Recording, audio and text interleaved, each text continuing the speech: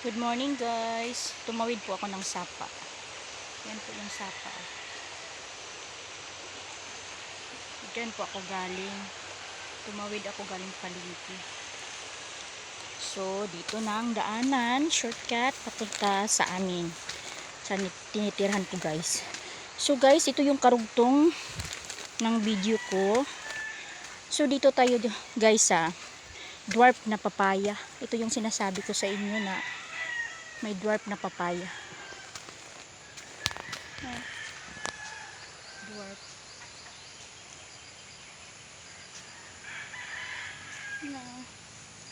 Namumunga na siya kahit ganyan lang siya. Ganyan lang siya kaliit. Di siya katangkaran.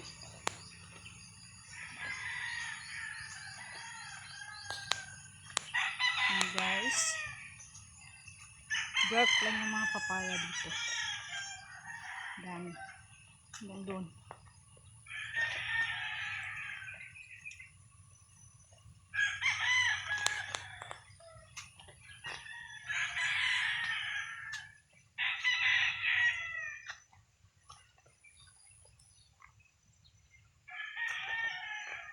Guys, tingnan mo guys, dwarf lang talaga siya.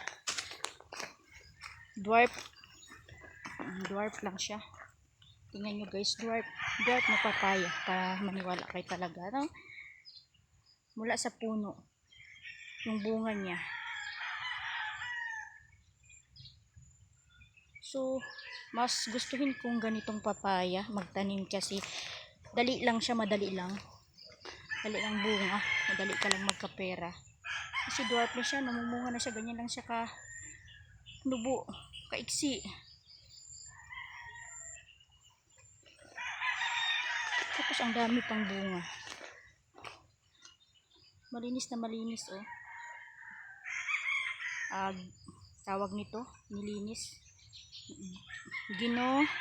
gunahan o guna ng may-ari ang tawag nito, nilinis talaga niya. Cultivate man tawag niyan, yung ang lupa ay nakaganyan lagi. Dwarf yan dwarf. Ang lawak nito hanggang doon.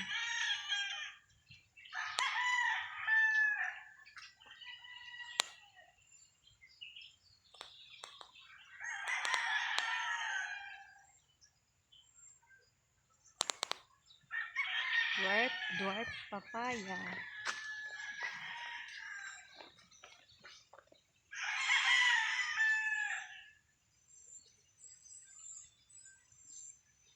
Saka guys, may papakita ko sa inyo guys. Daming mga manok dito guys, mga pantari sa dinadaanan ko. Slide pakita ko lang.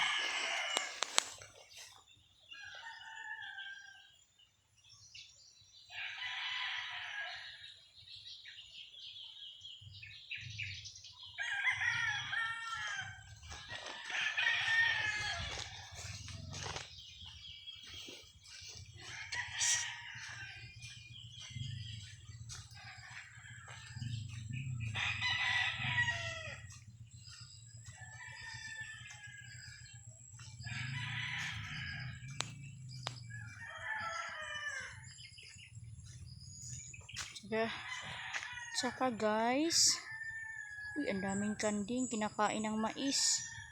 Patay. Galit ang may-ari nito. Ang dami kanding. Ito po guys, maisan.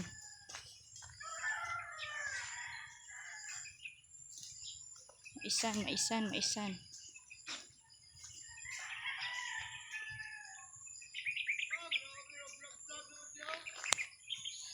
Hello guys,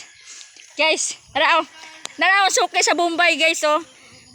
Suki na ako sa nagbinta ko ng sitaw 13 kilos. Isa mo na.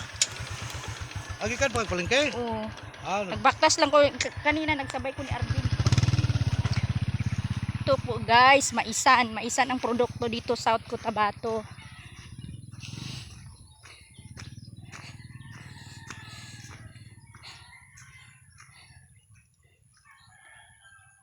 Hanggang doon ang lawak.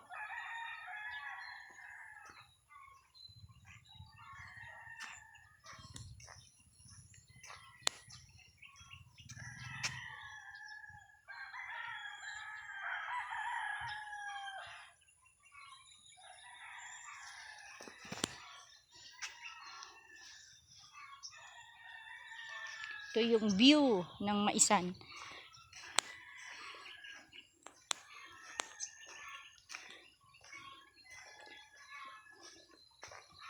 Damage yung mais sa kambing at saka iba yung tubo kahit umuulan, umiinit.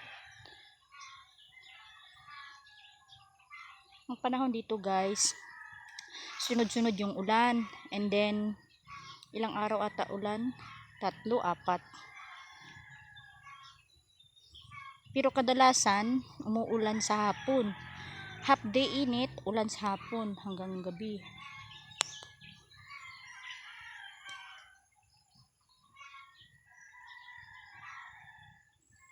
Tapos ang view dito sa kabila, tataniman dito guys, ang lawak. Ano siya?